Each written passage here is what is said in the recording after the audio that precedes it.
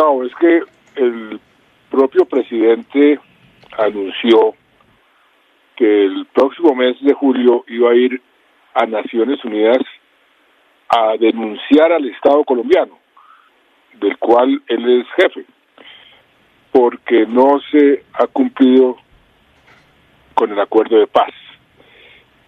Y desde entonces, o desde antes, el país ha estado discutiendo alrededor de si se convoca una constituyente, cómo se convoca, y últimamente lo que algunos han dicho es que se puede convocar utilizando el acuerdo de paz. Como la visita del presidente el próximo mes va a ser precisamente para una de esas audiencias ante el Consejo de Seguridad sobre el acuerdo de paz, me pareció pertinente y oportuno recordar toda la trayectoria que seguimos para poner en marcha el acuerdo de paz y los parámetros que pusimos desde el comienzo. Esos parámetros tienen que ver muchísimo con nuestra Constitución y nuestras leyes. Desde el comienzo del acuerdo, nosotros lo que dijimos es que cualquier resultado del acuerdo de paz tenía que enmarcarse dentro de los tratados que Colombia ha firmado sobre derechos humanos internacionales en Ginebra y en el Tratado Interamericano, pero también tiene que enmarcarse dentro de nuestra Constitución. Nada de lo que se negocie, dijimos en ese momento, en el acuerdo puede estar contrario a nuestra Constitución. Inclusive, cuando designamos los representantes colombianos para el aspecto de justicia, pusimos a dos expresidentes de la Corte Constitucional precisamente para que vigilaran que nada de lo acordado iba a estar por fuera de la Constitución, y pusimos a un experto y abogado americano que era y que es un experto en los tratados sobre derechos humanos. Entonces, todo fue muy bien diseñado, planeado, y por eso lo que estamos haciendo en la carta es un recuento de todas las decisiones que se tomaron respetando esos principios que se tomaron tanto en Colombia como también las resoluciones de las Naciones Unidas del Consejo de Seguridad. Y eso a lo que yo aspiro es a darle un punto final al debate que ha sido tan desgastante y para muchos, entre ellos este servidor, tan innecesario, sobre la constituyente, porque la constituyente, si el presidente la quiere convocar, tiene el camino que establece la Constitución, y solamente ese camino, pero sobre todo que no se utilice el acuerdo de paz para poder convocar a una constituyente, sino que más bien se dedique a implementar el acuerdo de paz, que no necesita constituyente, no necesita y muchas veces ni siquiera leyes especiales, sino voluntad política. Ese es el sentido de la carta. Señor presidente, ¿puede válidamente el presidente Petro demandar al Estado colombiano por incumplimiento del acuerdo de paz cuando su mismo gobierno no ha cumplido con esa implementación? Pues esa es una buena pregunta, porque mucha gente se pregunta cómo que el jefe del Estado colombiano va a denunciar o a demandar al Estado colombiano del cual él es jefe, y le pueden sacar a relucir que poco ha cumplido con la implementación del proceso. Por ejemplo, algo que el propio miembro del antiguo secretariado, Pastor Alape, ha dicho, y muchísimos hemos dicho, el presidente Duque debilitó muchísimo la estructura que tenía el acuerdo para su implementación. Creímos que el presidente Petro, por lo que había prometido en la campaña, pues iba a fortalecer esa estructura y lo que hizo fue lo contrario, la debilitó aún más. Y hace más de casi 2 años ha prometido que iba a poner un gran gerente para la implementación y estamos esperando a que nombre ese gran gerente y por eso los resultados de la implementación han sido tan precarios. Y lo que todo el mundo está pidiendo es que por favor implementen el proceso. Eso es el fondo de todo este asunto, es la implementación del acuerdo, y eso se puede hacer sin constituyente, sin acuerdos especiales, sino con voluntad política. Súmele a eso que muchos quedaron asombrados con la actitud del gobierno Petro frente a la JEP, que muchos dijeron en un gobierno del cambio, en un gobierno progresista, en un gobierno socialista, en un gobierno de izquierda, iba a tener todo el apoyo del mundo. Y no solamente no lo tiene, sino que todos los misiles están enfocados a la JEP.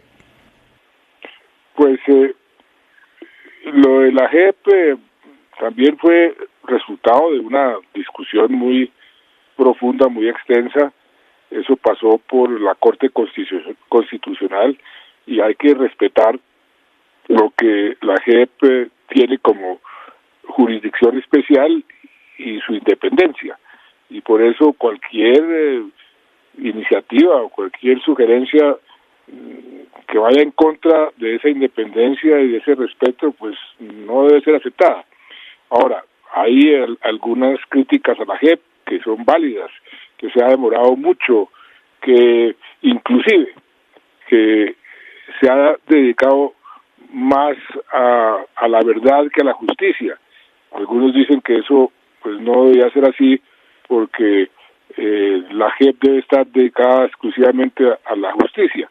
En fin, son discusiones que se están dando, pero la JEP es una entidad respetada por el mundo entero. A donde va uno dicen, ese es un ejemplo de justicia transicional que va a ser y está siendo replicada en muchos otros países. De manera que la crítica a la JEP o las insinuaciones de modificar los términos que se establecieron para la JEP, pues tampoco tiene cabida y sería también inconstitucional porque es una norma constitucional. Señor expresidente Juan Manuel Santos, nadie es perfecto y no somos robots, pero si hay alguien que hasta dormido puede dar cuenta del acuerdo con las FARC, es usted. Leiva dice que usted no leyó lo que firmó. ¿Qué le responde? No, yo no voy a polemizar con Leiva, no me interesa en este momento entrar en esa polémica con Álvaro Leiva. No, dejo lo personal de Leiva a un lado, pero sí importante cosas que él dice. Él habló de que sería un Estado amigo como Francia el que nos haría el favor de demandarnos ante Naciones Unidas para que se cumpla el acuerdo. ¿Le suena que un tercer Estado se involucre en esto? Pues no me suena porque no tiene ningún fundamento. Por eso repito, la implementación del proceso de paz le corresponde al Estado colombiano y el jefe del Estado colombiano es el presidente, y lo que estamos pidiendo es que acelere la implementación. Todavía hay tiempo, y eso requiere coordinación, requiere voluntad política, requiere capacidad de gobernar. No hay ningún sentido de pedirle a un país que demande a Colombia por no cumplir con el acuerdo, si es que es Colombia la responsable de que ese acuerdo se cumpla, y eso es lo que el presidente tiene que hacer. Se hace mención a un acápite específico del acuerdo entre su gobierno y las FARC para decir que allí se pactó una constituyente. ¿A usted sus negociadores le hablaron en algún momento de ese apartado?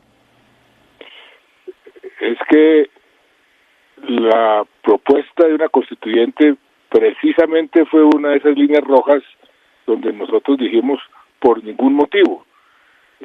Hay antecedentes de que las FARC discutieron entre ellos muchísimo sobre si hacer esa propuesta o no, y finalmente el lado que proponía que sí se hiciera una constituyente, pues fue el que se impuso, y por eso llevaron a la mesa la propuesta de la constituyente, que fue rechazada por el gobierno, rechazada en forma tajante, de manera que ahí no hay ninguna posibilidad de interpretar el acuerdo como un acuerdo para convocar una constituyente. Se habla de un gran acuerdo nacional, pero es que los acuerdos nacionales son lo que hacen todos los gobiernos para que sus leyes puedan ser aprobadas, para que sus reformas puedan ser aprobadas. Eso es convocar a los partidos políticos, a las organizaciones sociales, consultar con ellos. Eso es lo que hace todo gobierno para gobernar. Y eso es lo que debería hacer el presidente para implementar el proceso de paz. No necesita ninguna constituyente. Expresidente, en su carta al secretario general de Naciones Unidas hay una parte que es muy importante, fundamental: la buena fe para la interpretación del acuerdo. ¿Hay mala fe en la interpretación actualmente de parte de algunos funcionarios y exfuncionarios? No, la buena fe es un principio de acoger y acatar lo que se acuerda. Y algunos han querido interpretar algunos aspectos del acuerdo en forma diferente a sus verdaderos objetivos, y lo que ahí se dice es que ese principio de buena fe debe imperar. Es un principio que en todos los pactos, en todos los acuerdos debe existir la buena fe para cumplir con los acuerdos. Algunos han dicho montealegremente que en contravía de los entendidos del derecho se puede una constituyente por decreto. ¿Se puede, expresidente? Pues yo no soy abogado, pero lo que yo entiendo y le he escuchado a todos los abogados es que no se puede. ¿Lo que hay de fondo aquí es una perpetuación en el poder del presidente Petro? Pues él dice que no, y a los presidentes hay que creerles. No creo que esté contemplando eso. Además, si lo está contemplando, creo que no será posible. ¿Usted no teme que el próximo año, con el relevo de la Corte Constitucional, pueda validarse una figura como la extensión del periodo que rompa el hilo constitucional? Pues eso requeriría pasar por el Congreso, requiere una reforma constitucional. No hay tiempo, no creo que esa sea un camino que le convenga al país, y no creo que el presidente se meta en eso, porque entonces lo que queda de gobierno pues no va a poder hacer nada. Yo, por el contrario, pensaría que todavía le quedan 2 años de gobierno. Tiene la posibilidad de convocar las fuerzas políticas y de los diferentes sectores para ver si en estos 2 años arreglamos buena parte de los problemas que está sufriendo la ciudadanía, que está sufriendo Colombia, el tema de la seguridad, el tema de la salud, que lo que estamos viendo como abrebocas, si eso finalmente va a resultar parecido a lo que sucedió con los maestros, va a ser una catástrofe. Lo que está sucediendo con la economía. Ojalá se pueda dedicar a arreglar esos problemas en lugar de meterse en discusiones como el de la constituyente o utilizar el acuerdo de paz para la constituyente. Más bien implemente el acuerdo de paz, que ahí también hay soluciones para muchos de los problemas que está afectando el país. Expresidente, déjeme recurrir a su buena memoria. El presidente Petro dice que Álvaro Leiva fue negociador del gobierno Santos, pero otros creen que él era negociador de las FARC. ¿Cuál fue el papel de Leiva finalmente? Pues Leiva fue negociador del tema de la justicia por parte de las FARC. Ahí habían 6 negociadores. Los 2 negociadores colombianos expresidentes de la Corte Constitucional y el americano Douglas Castle, que estaba ahí, como le dije, para que vigilara de que cualquier cosa no fuera a ir en contra de los tratados que Colombia había firmado sobre derechos humanos. Por el lado de las FARC estaba Enrique Santiago, un abogado español, estaba Diego Martínez y estaba Álvaro Leiva. Ese fue el papel que jugó Leiva en esa negociación, específicamente a nombre de las FARC. Déjeme hacer de abogado del diablo. Algunos voceros del petrismo dicen que que en el gobierno de Santos se aprovecharon de la reelección, pero que ahora que la propone un gobierno del cambio la critican. ¿Cuál es su opinión? Que cuando a mí me reeligieron, eso estaba en la Constitución. Inclusive en mi gobierno propusimos y salió adelante abolir la reelección, porque yo pienso que la reelección, sobre todo en los países latinoamericanos, se presta para el abuso de quien está en el gobierno, que utilice el poder del Estado para reelegirse, y eso va a debilitar la democracia. Y por eso pusimos fin a la reelección. Tengo que confesar que yo hubiera preferido un periodo más largo, 5 o 6 años, pero al final de la discusión en el Congreso me dijeron: o acepta 4 años o no le aceptamos abolir la reelección. Entonces acepté los 4 años, pero soy consciente de que 4 años es un periodo demasiado corto. Expresidente, si los cercanos al presidente Petro insisten en esta constituyente vía acuerdo de paz, ¿qué camino jurídico existe para frenar esa posibilidad? Pues primero que todo, Petro no va a encontrar ningún eco ni ningún respaldo por parte del Consejo de Seguridad de Naciones Unidas. O sea, la comunidad internacional no lo va a acompañar. No lo va a acompañar el Poder Judicial. No lo va a acompañar el Poder Legislativo. No lo va a acompañar el estamento militar. Y creo que tampoco lo acompaña la mayoría de los colombianos que queremos que nuestra democracia se mantenga. Si el presidente Petro insiste en recurrir al acuerdo de paz con las FARC para alimentar una constituyente, ¿estaría dando un golpe, un autogolpe blando o duro de cualquier tipo de clase? Pues a mí no me gusta utilizar esos términos, que golpe blando, golpe duro.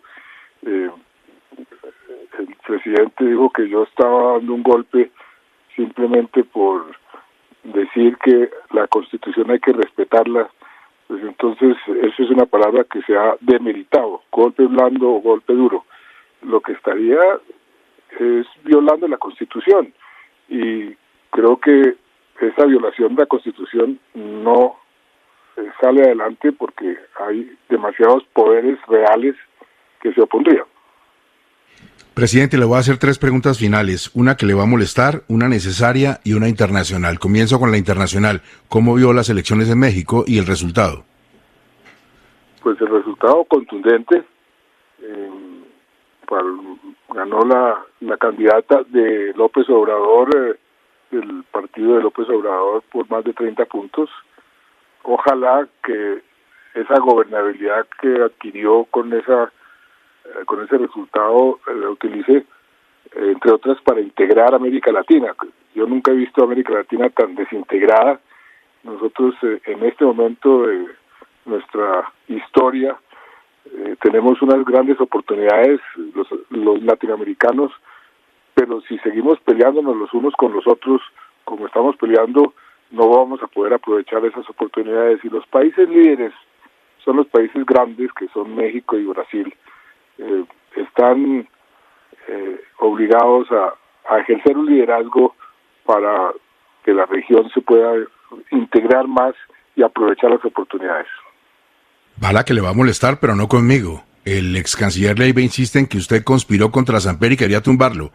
Pues acuérdese que hubo un debate en el Congreso, que además convocó el doctor Juan Fernando Cristo en ese momento, que después fue mi ministro, y en ese debate yo mostré que el proceso que algunos decían que era para tumbar a Samper era el inicio de la posibilidad de un proceso de paz avalado, entre otras cosas, por García Márquez, por Felipe González, por el presidente López, por el presidente Betancourt, y el propio Horacio Serpa en ese debate reconoció que efectivamente eso no era un proceso para tumbar a Samper, era un proceso para ver si se podía de pronto generar las condiciones para un proceso de paz.